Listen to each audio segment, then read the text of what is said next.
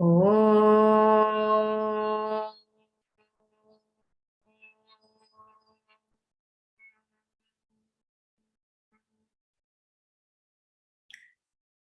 Om.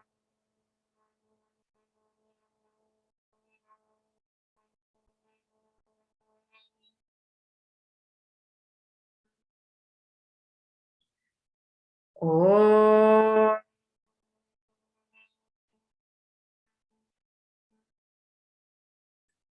Om Sahana Bhavatu Sahanau Bhunaktu Saha Viryam Karavavahai Tejasvinavadhitamastu ma vidvishavahai. Om Shanti Shanti Shanti. Vakratunda Mahakaya Suryakoti Samaprabha Nirvignam Kuru me Deva Sarvakaryeshu Sarvada. Sarasvati Namastubhyam Varade Kamarupini Vidyarambham Karishyami Siddhir Bhavatu me Sada. Samasta Jana Kalyani Niratam Karunamayam Namami Chinmayam Devam Satgurum Brahma Vidvaram Mukam Karoti Vachalam Pangum Langhayate Girim Yatkripatamaham Vande Paramananda Madhavam Paramananda Madhavam. Okay, let us read from verse number 36 to 38. So let's read those verses. Arjuna uvacha atha kena prayuktoyam papam charati purushaha anichannapi vashneya baladiva niyojitaha. Shri Bhagavan uvacha kama esha krodha eshaha rajo guna samudbhavaha mahashanu mahapapma vidhyena miha vairinam dhumena vriyate vahnihi yathadarsho malena cha yatholbena vrito garbhaha tatha tene namavritam. Okay. So what happens here? Arjuna asks this question. He tells Sri Krishna, how come that sometimes I want to do what's right, but something is making me do something wrong, even if I don't want to do it? In verse 36, I want to do what's right, I want to follow my dharma, but something is throwing me off the course, even if I don't want to do it. What is that? And so here we talked about the fact that it's not that we don't want to do it. The fact is, a part of us wants to do it. That's why we're doing it. Between the mind and intellect, there's a constant pull. And if the intellect is based on Shastra or on the scriptures, the intellect is going to want to follow what's dharma. But the mind, because it's fueled by its vasanas, it's going to want to veer off. And so there's a battle here. I want and I don't want. And it depends on who's stronger. That's the person who wins, or that's the faculty that wins. So here, it could be that the intellect doesn't want to do it, but the mind secretly wants to do it. And so Arjuna is saying, what is that force that's propelling me to do it? Why am I getting into it again and again? And so in verse number 37, Bhagavan Krishna says, that's called kama. That's called desire. And that desire itself is anger. Kama esha, krodha esha. That desire itself is anger. Rajoguna samudbhavaha, it is born from the mind of Rajas. Mahashanaha, it's a great enemy. Mahapapma, it's all sinful. Vidhi enam ihavairinam, know this to be the enemy. So what Bhagavan Krishna is saying, earlier he said, don't get swayed by our likes and dislikes. And why? Why not get swayed by likes and dislikes? Because we might not think, they're so harmful. What's so harmful about I like this or I don't like this? What's the big deal about that? That like can turn into a want. When the like turns into a want, we're in for a ride. We're in for a ride. And so therefore, Bhagavan Krishna says, be careful. And what kind of ride are we in? Well, quite a ride. In verse number 38, Bhagavan gives us 3 examples. So the first example, he says, it's like smoke covering fire. The second example, like dust on the surface of the mirror, covering the mirror. The third example, like the womb covering the fetus or the embryo. And so that desire, it depends on what level that desire is of expression. So we saw the first part is desire according to expression, and the second part we saw desire according to strength. So I'll just review that a little bit, then we'll move on to the third part. Desire according to expression. What is that? Sometimes desire is like smoke covering a fire. It's quite a light desire. It's just, it just came to the mind. And when that desire comes to the mind, for that particular time, that mind intellect equipment, it's partial. It's not able to do its thing. It loses its brilliance. Just like when smoke covers fire, it loses its brilliance. So at that time, that mind intellect equipment is quite partial. It can't really make good, clear judgments because desire is covering it. The second level now, it's like when dust covers a mirror. When smoke covers fire, just a little breeze and it can go. But dust covering a mirror, we have to put forth effort. And this is when the desire has kind of taken over the mind. And so that mind now is not functional. It can't do anything. It's like somebody who's daydreaming. They're in Bhagavad Gita class, they're on screen, their camera's on, they're looking at me, but their mind is overpowered by some kind of desire. And we don't know where that desire is, what it is, but it's kama, it's desire. And so the mind's overpowered. And so that it's not available at all. It's not even a little available.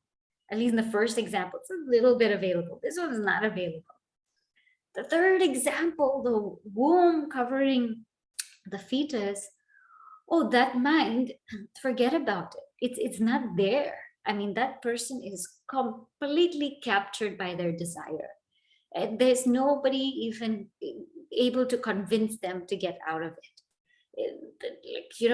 Totally. Like, in the Bollywood movies, when they're so set on marrying somebody or they're so set on conquering something, that nobody can take them out of that. They just have to go through it. That's it. So that desire comes in these levels of expression. So when it's a light one and we see that it's coming in the mind, right away work on it. Why?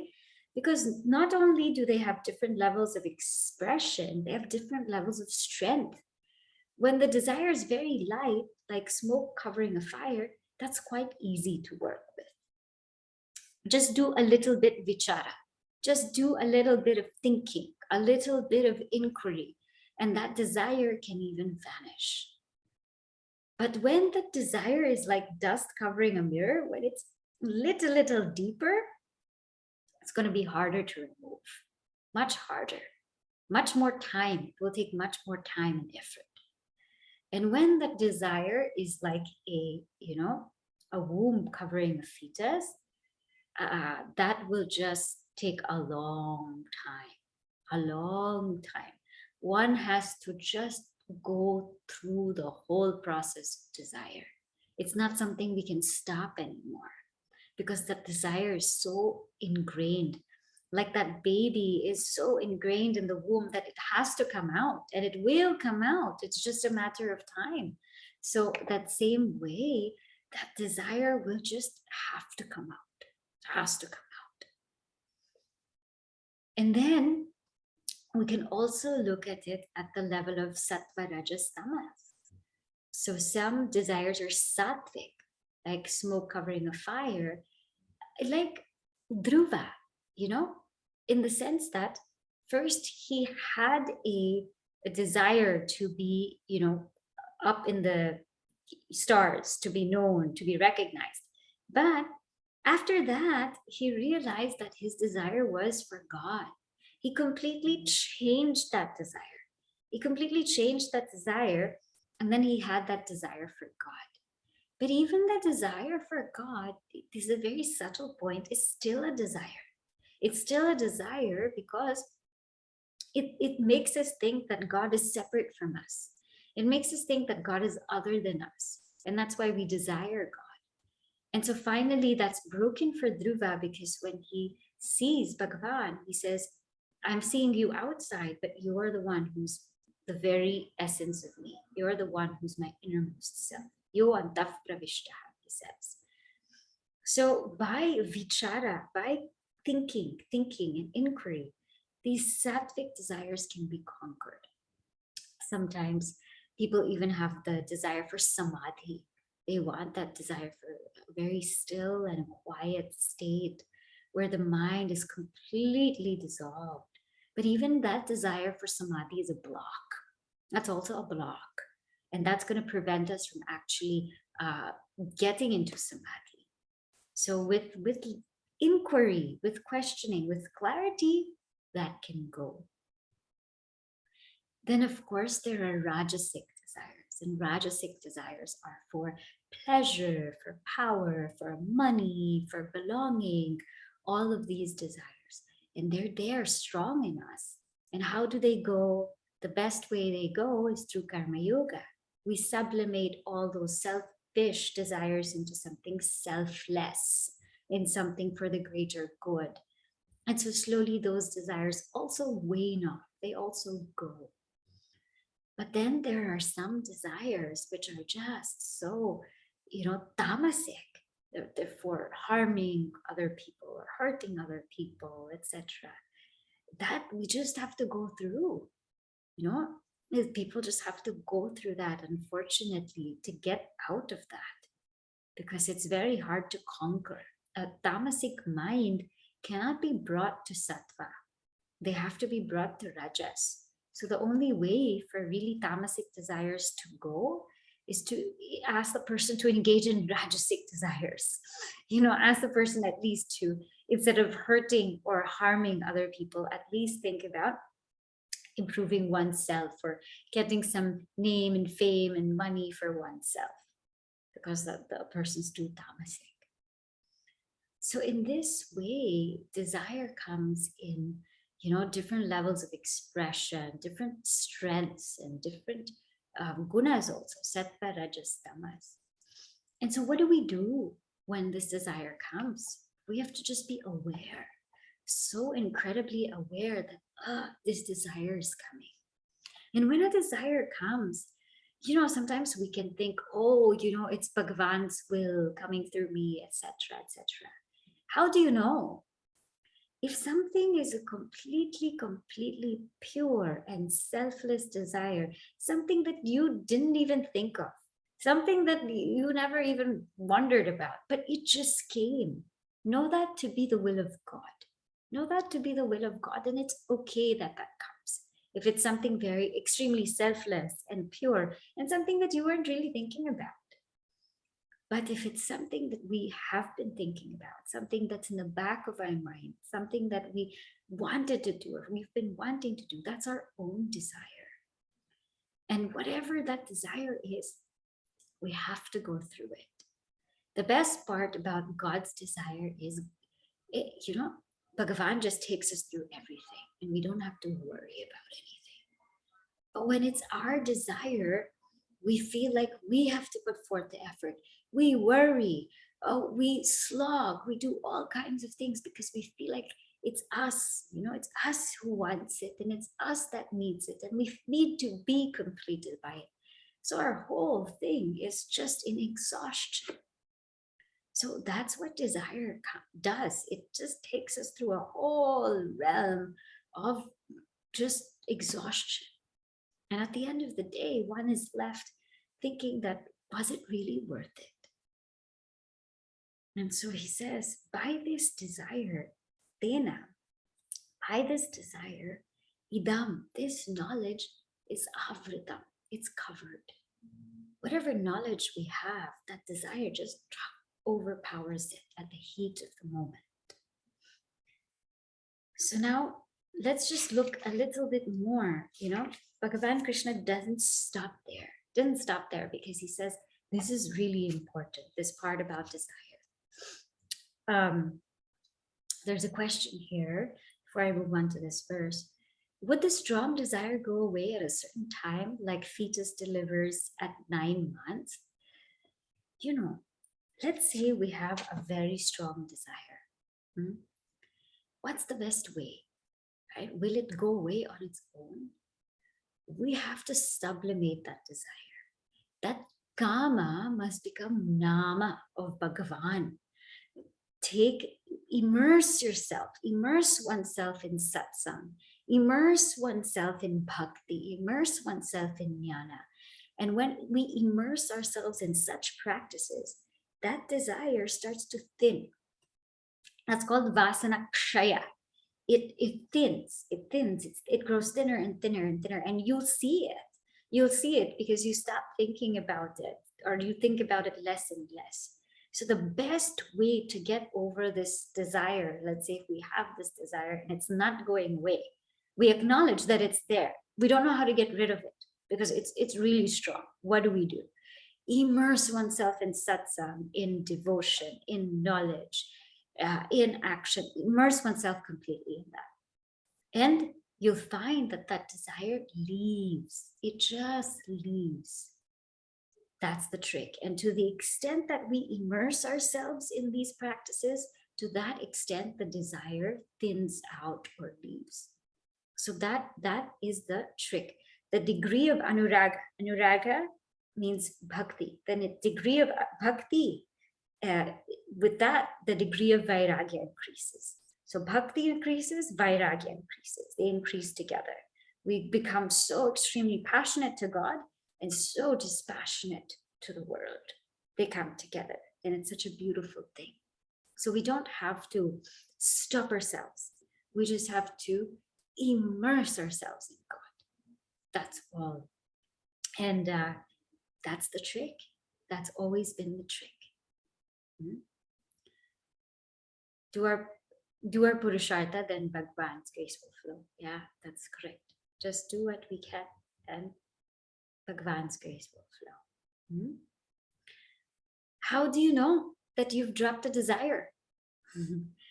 Swamiji told us once in Chennai, he said, you dropped something when you dropped the thought that you dropped it. So you can't say, oh, I dropped this desire, I don't have this desire anymore. That means you still have it.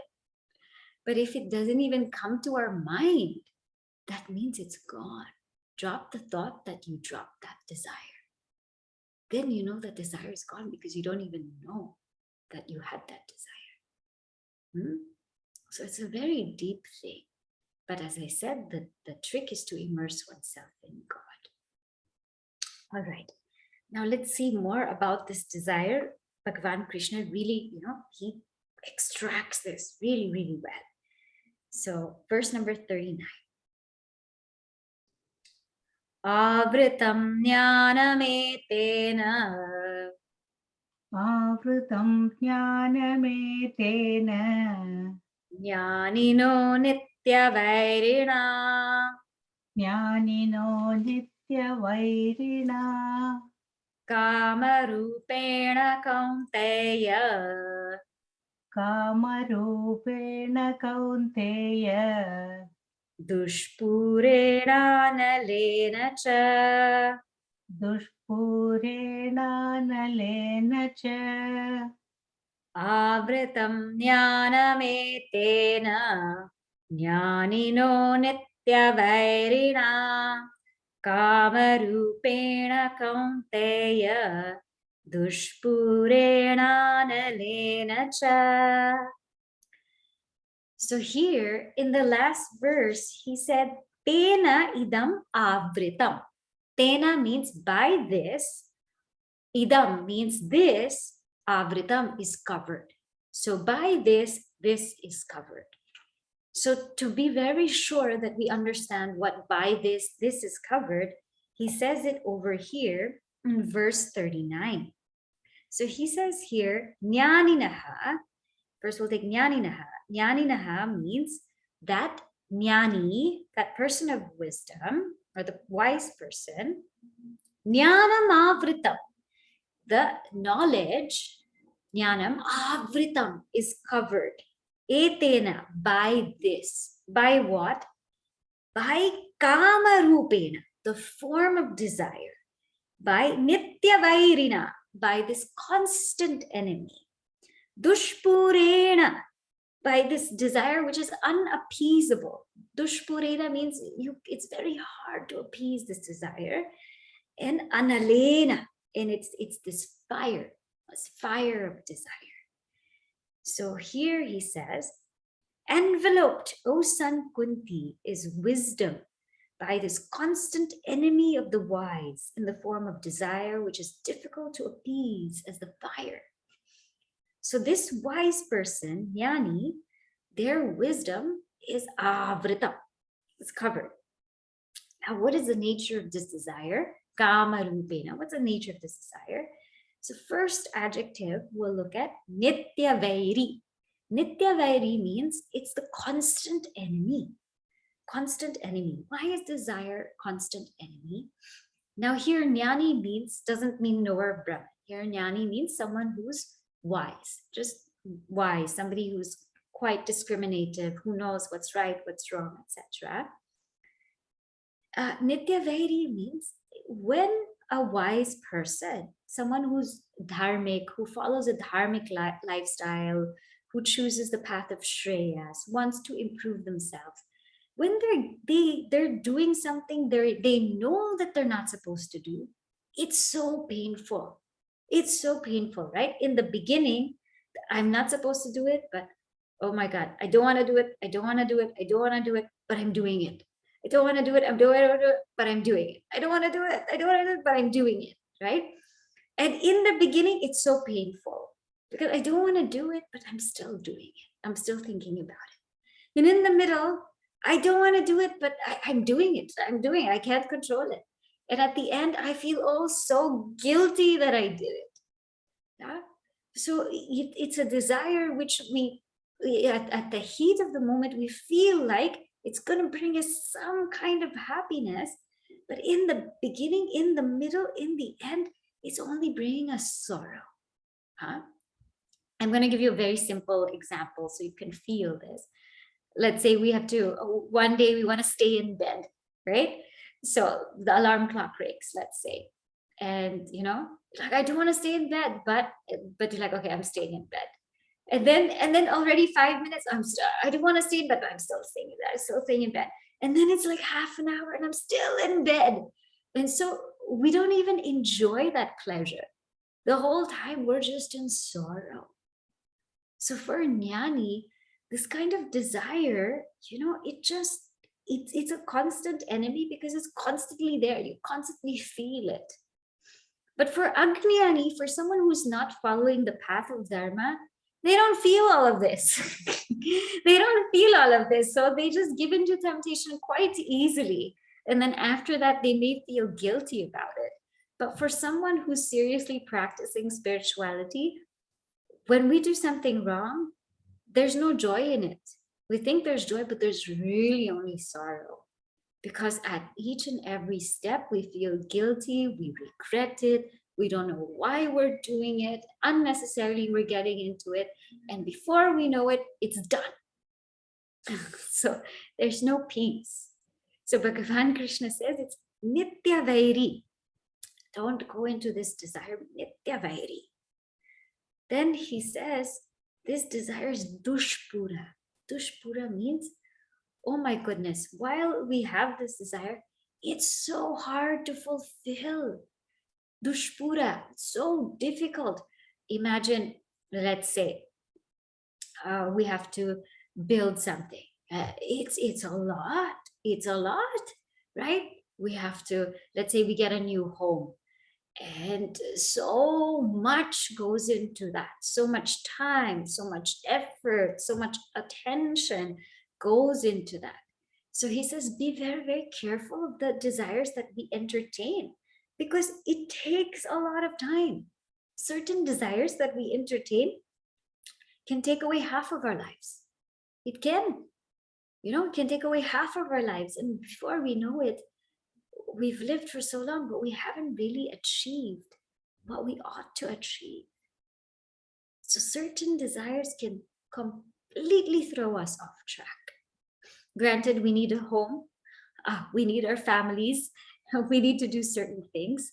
So when we look at this word dushpura, means we have to be selective about what we get into. Because if we start, we have to finish. Guruji said once, I was in his room and he was talking to somebody, and he said, the best thing is not to start anything. But if you start, you must finish. You must go through it. You cannot stop in between. You have to go through it, and that's life. And if that's not enough, analena, it's like fire. In Sanskrit, alam means enough.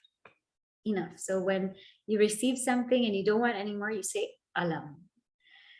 Anala means not enough. So desire is like a fire, because just like when you pour ghee into the fire, it just increases. When we fulfill a desire, do you think it's going to stop? It's just going to keep increasing. It's like adding ghee to that fire, adding fuel to that fire. It's just going to keep going. So we fulfill one desire, we have a moment of peace, and then the mind again shakes. Okay, let's do this. We have a moment of peace, and then again it shakes and does this. So anala, it's not going to stop. It's just going to keep going. So if we want discontentment in our lives, stay with desire. We will have a lot of discontent. We will have these little moments of peace, and we will feel like, oh, that was worth it. But we have no idea. Sometimes we're so silly. We do so much for these little pockets of peace. How silly are we when we are at the ocean of peace, the ocean of bliss? If we just look inside to realize that, we will never want these little pockets of bliss anymore. And so Bhagavan Krishna tells Arjuna all of this. And he says, oh Kaunteya, oh Arjuna, know this to be the enemy. So now Arjuna says, wow, now I really want to fight this enemy. You've given me so many things about this desire, so many descriptions, so many things that it does. I'm ready to fight this enemy. But Lord Krishna, you please tell me, where does this enemy reside? Arjuna's a warrior, right? So when they're about to fight, what do you need to do? You need to know where the base camps are of the opponent, so you know where to attack. So he's telling Bhagavan Krishna, where do I attack? What's the base camp of this desire? Where does it stay? And so Bhagavan Krishna says, this is where desire stays. So verse number 40. Indriyani mano buddhihi. Indriyani mano buddhihi. Asyadhishtanamuchyate. Asyadhishtanamuchyate. Etairvimohayatyeshah. Etairvimohayatyeshah. Jnanamavritya dehinam. ज्ञानमावृत्य देहिनम् Indriyani mano buddhihi asyadhishthanamuchyate etair vimohayatyeshaha jnanamavritya dehinam. So he says, this is where desire resides. Indriyani, in the senses, manaha, the mind, buddhihi, the intellect, asya adhishtanam uchyate. Adhishtanam, the seat is uchyate, is known, asya, the seat of this desire is known as, or is this. What? Indriyani, the senses, manaha, the mind, buddhihi, the intellect. So the seat of desire is the senses, mind, intellect. And he says, Eshaha, Esha here means kama, this desire, etaihi, by all of these, vimohayati, it deludes dehinam, it deludes the individual, it deludes the embodied one. How? Jnanamavritya, by covering the wisdom, it deludes this jnani, means this wise person. The senses, the mind, and the intellect are said to be its seats. Its seats means the seats of desire. Through these, etehi, through the sense organs, the mind, and the intellect, it deludes the embodied one by veiling their wisdom. So, what does it mean? So this is how desire operates. Desire operates through coming in the sense organs, and then the mind, and then the intellect. And sometimes it can even just be the mind. So first, let's look at the sense organs. How does desire come in? Desire is actually like a virus. It comes into you and it reproduces so many things. That kama produces krodha, produces all that moha, produces matsarya, lobha, madha, all of those things. So it just comes into us. When it comes into us, it reproduces so many things, and before we know it, we're struck with desire. How does it come? The first entry point is through our sense organs, by what we see, we hear, we smell, we taste, touch, etc. So we see something, we hear something, we taste something, and that makes us revel or enjoy or want that.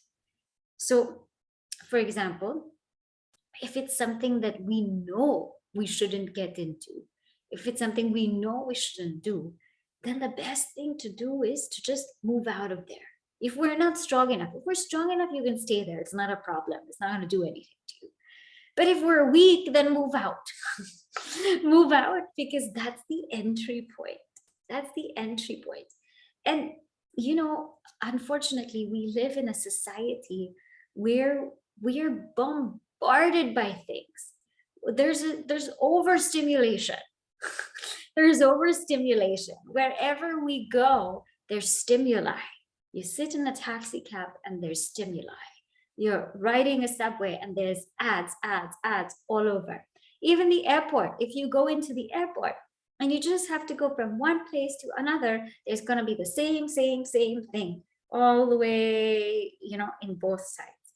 And I remember being in an airport years ago, but what I saw was Mission Impossible. I think that at that time that movie was coming. Oh, the whole thing was there.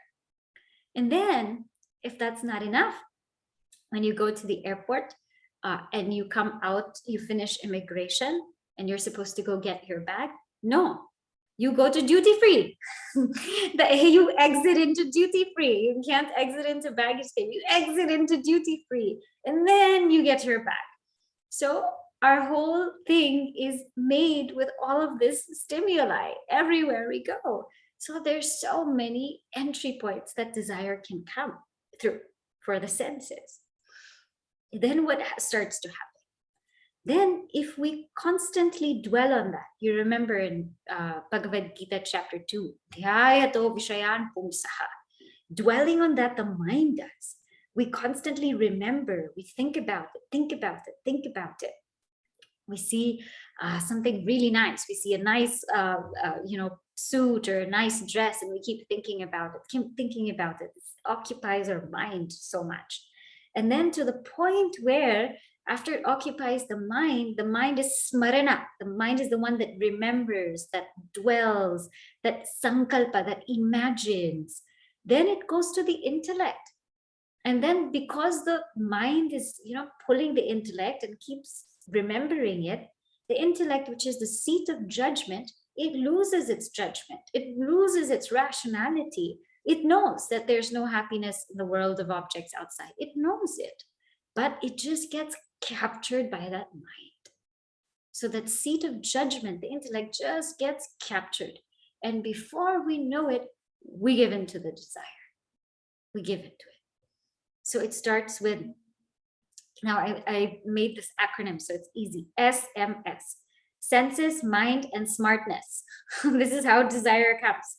1, 2, 3, right? So it starts with the senses, and then it takes over the mind, and then even that seat of reasoning, smartness, it takes over that.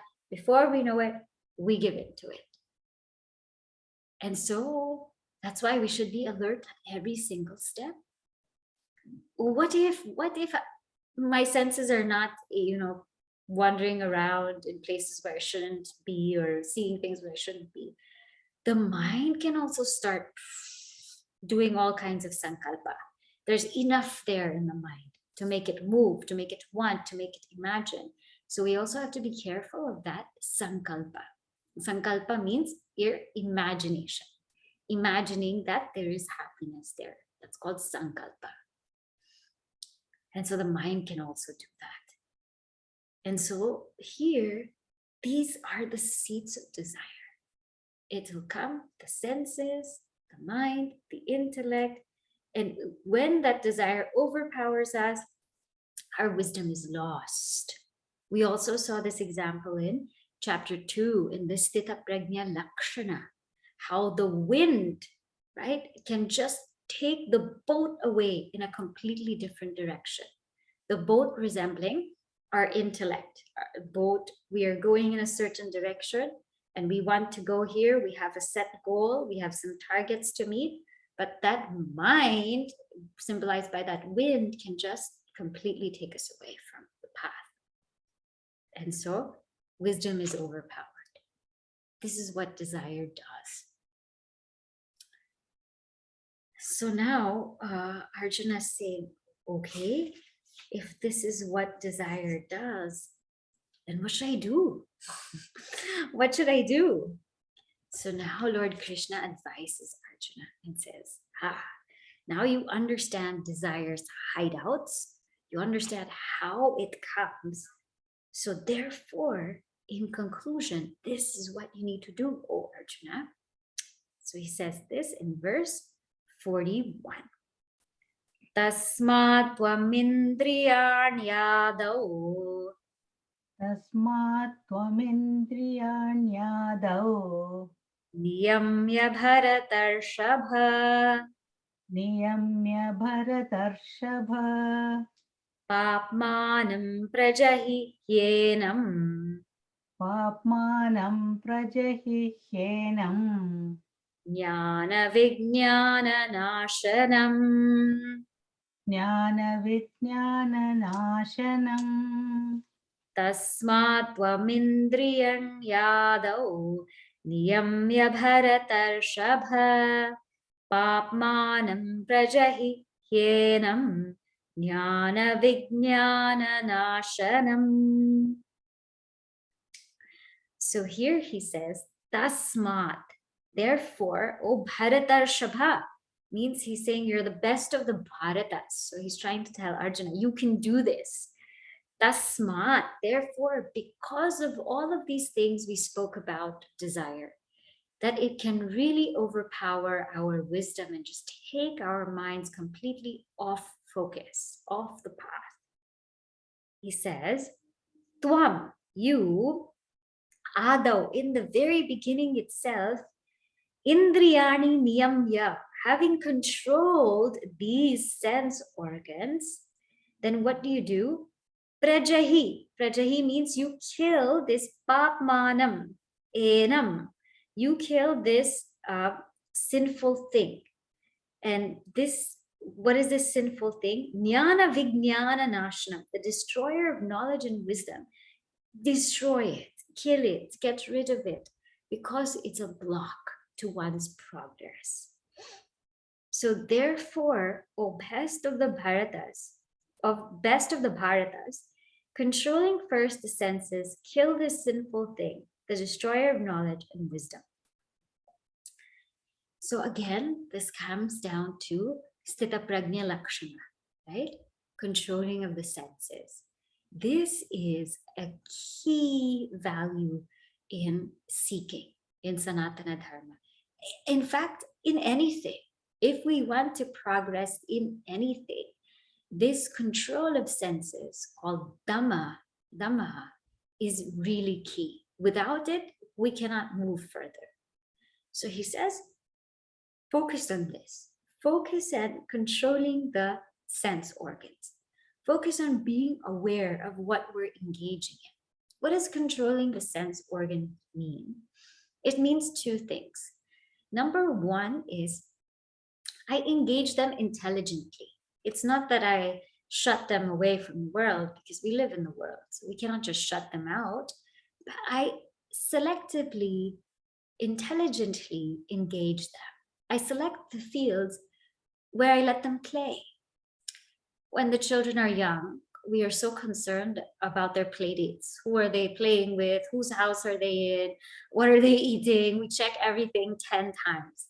Our sense organs in our mind are like our children. So we have to selectively see, okay, where are they being, where are they staying? Where are they playing? Where are they roaming in? And if I'm quite selective and alert about that, then half the battle is won. The next point about controlling one's senses is really moderation. Even too much of a good thing is it becomes a bad thing, right? Because we cannot live a life of yoga if we're not in this path of moderation. So these are the two things. If we can just be aware of them and just even practice that one thing, then this will really help us. And when we say no, means it's a no, right? We saw also in Sthita Prajna Lakshana, our no's cannot be no, I don't really want it. No, it has to be no, I can't do that. That's it. We have to be hard on ourselves when we are faced with these temptations. So he says, having controlled the senses, this desire, which is jnana vijnana nashanam.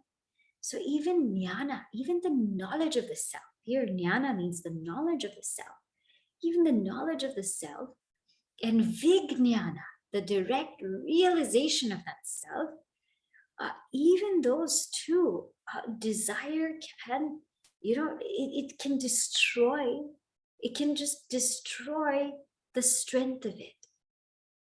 Means, what do you mean by destroy the strength of it? Means if it's knowledge, let's say we understand the knowledge of the self, understand the knowledge of Atma. I understand it, but maybe I'm not truly able to realize it, but I have some kind of understanding.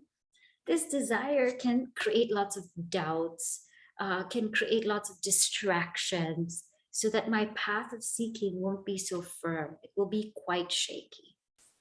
And then in terms of vijnana, having truly realized it and recognized it for my own self, it will prevent us from abiding in it. That's what it does. So this desire, it's jnana vijnana nashanam. And papmana, it's full of sins because it causes so many sinful tendencies in us. So he says, get rid of it. Just get rid of it completely. Now, how do you get rid of desire completely? I understand that We can get rid of desire to a certain extent. But how do you get rid of desire completely? Is there a way to make it vanish? What is that way? How do you finally overcome it? So now, in the remaining 2 verses, Bhagavan Krishna is going to give a very beautiful method to overcoming this desire for good. And here it is, verse number 42. Indriyani paranyahuho. Indriyani paranyahuhu. Indriyebhyah param manaha. Indriyebhyah param manaha. Manasastu para buddhihi. Manasastu para buddhihi. Yo buddhe paratastu saha. Yo buddhe paratastu saha. Indriyani paranyahuhu. Indriyebhyah param manaha. Manasastu para buddhihi. Yo buddhe paratastu saha. Keep thinking para is pura. Okay, so here he says, Indriyani parani ahuhu. So first you have the senses, Indriyani. Parani, superior to the senses, right? Or the senses are superior to the body. That's the first level. The senses are superior to the body. And then indriyebhyah, superior to the senses, param manaha. Param means superior, manaha. The mind is superior than the senses. Manasastu para buddhihi. The intellect is superior to the mind. Yo buddhehe paratastu saha. And that Atman, Yaha here stands for Atman. That Atman is superior to the intellect. So they say that the senses are superior to the body. Superior to the senses is the mind. Superior to the mind is the intellect. And one who is even superior to the intellect is the Atman. So how do we cast off desires? So we have to go to the root of desire. We won't be able to cast it off in a superficial way. Yes, I did say that when we immerse ourselves in God, when we immerse ourselves in truth, what happens is the desires thin. They become thinner and thinner and thinner. And that is extremely helpful. But finally, at the end of the day, we have to go straight to the self. So from the body, superior to the body is the sense organs, because the sense organs, they illumine the body. Prakashakatvat. Superior than the sense organs are the mind, because it's the mind, again, that illumines the sense organs. So the mind is superior than that. And then superior than the mind is the intellect. Why? Because the intellect is the seat of judgment. The mind, when we have an experience in the world, the mind is that which collates all of the experiences and passes it on to the intellect. The intellect is the one that judges and says, okay, this is what we need to do. This is what we should do. So the intellect has more control, unless the mind pulls it away, of course, has more control generally. So the intellect is superior. But more superior or deeper than the intellect is the self, the Atman, because that illumines the intellect, that illumines everything. So if we want to go to the root of desire, the only way is to realize the self. If we want to take out this desire, take it out, pull it out from its root, the only way is to realize the self. Some people ask, is it that you have to get rid of all your desires And then you realize the self, or when you realize the self, then the desires all go. The answer to that is our desires should be thinned out to a great extent to realize the self. And in realizing the self, all the desires drop. They all drop. Why do they drop? Because the very desirer drops, the very ego drops. And so there is no desirer to desire anything. And there's no any other thing because the self is everything. So there is even no desired object. The self is that same one appearing as all. And so how can one desire then? There's no one to desire. There's nothing to be desired upon the realization of self. So Bhagavan Krishna says, go deep into the self. That's really the final and foolproof method. Otherwise, what will happen? If you remember in chapter 2, there was this beautiful verse, Vishaya vinivartante niraharasya dehina rasavarjam rasopyasya param drishtva nivartate. What happens is this. In our lives, we kind of turn away from desires. We turn away from them and they start leaving us. So for example, maybe we're not into all these social gatherings and everything anymore, and we start to turn away from them. But sometimes the rasa, or the taste, can still be there. So we might not engage in those desires, but we might still have the taste for those desires. That rasa or taste doesn't go until the realization of the self. When the self is realized, even that taste goes. There's no desire for that taste anymore. Because everything is just God. There's no want, there's no craving, there's no need, there's nothing. Everything is just God. And everything is just fullness. And that's the most beautiful thing about this knowledge. Therefore, now Lord Krishna says the last verse of this chapter, verse number 43.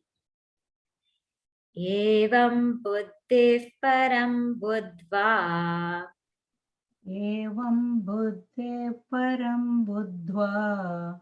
Samstabhyatmanamatmana. Samstabhyatmanamatmana. Jahi shatrum mahabaho. Jahi shatrum mahabaho. Kamarupam durasadam. Kamarupam durasadam. Evam buddhi param buddhva. Samstabhyatmanamatmana. Jahi shatrum mahabaho. Kamarupam durasadam. So Bhagavan Krishna says, Evam, in this way, param buddhva, having known the self, which is superior to the intellect. Param buddhva means that which is supreme, buddhehe, superior to the intellect. Samstabhyam atmanam atmana. Atmanam here means the self, knowing that self. Samstabhyam atmana, restraining the senses, the mind, atmana, with the intellect. Atmana here means with the intellect. Jahi shatrum, slay this enemy, mahabaho, O mighty armed soldiers, slay this enemy. Kamarupam durasada, this enemy which is hard to conquer. So he says, thus knowing him who's superior to the intellect and restraining the self by the self, means by the intellect, slay you, O mighty armed, the enemy in the form of desire, no doubt hard indeed to conquer. So he says here, know and realize that which is beyond the intellect.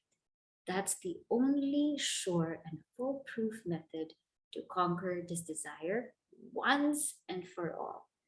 Otherwise, it will keep popping up. And he says here, it's durasada. It is very, very hard to conquer. So work on that. Work on conquering one's senses, going deep, conquering one's mind, going to the intellect, and finally going to the source of everything, which is our true nature, our true self. We will just read the last closing of chapter 3. It's going to be in the end of after the last verse in your book. We will read this together.